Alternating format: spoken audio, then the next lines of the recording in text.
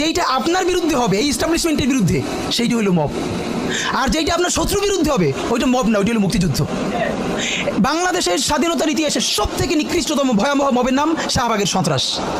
যেই শাহবাগের সন্ত্রাসের মধ্য দিয়ে বাংলাদেশের প্রথম বিপরীত রাষ্ট্রকল্প তৈরি করে এখানে প্রত্যেকটা রাষ্ট্রীয় প্রতিষ্ঠানকে ধ্বংস করা হয়েছে।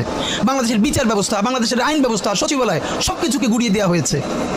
সেই শাহবাগ সন্ত্রাস না, সেই শাহবাগ মব না। সেই শাহবাগে প্রত্যেকটা জাতীয় দৈনিক প্রথম পাতায় লিড নিউজ করেছে তারা কখন মোম জ্বালাচ্ছে। আমি নিজে দেখেছি, শাহবাগে তো দিনের পর দিন আমি দেখেছি, যখন 40 থেকে 50 জন লোক মাত্র, দুপুরে লোক নাই, তখন মিডিয়াকে বলে দেওয়া হয়েছে এমন করে উপর থেকে ক্যামেরা ধরতে হবে যাতে অনেক লোক দেখা যায়। সেভাবে করে করে লোক আনা হয়েছে, প্রত্যেকটা গার্মেন্টসকে বাধ্য করে লোক আনা হয়েছে। আমার বিশ্ববিদ্যালয়ে, তখন আমি ঢাকা বিশ্ববিদ্যালয়ে পড়ি, আমার ছাত্রলীগের যারা আমার সহপাঠী ছিল, ওদের রুমে dry cake, 7 up, Coke, Sprite, biryani দিয়ে ভরা থাকতো।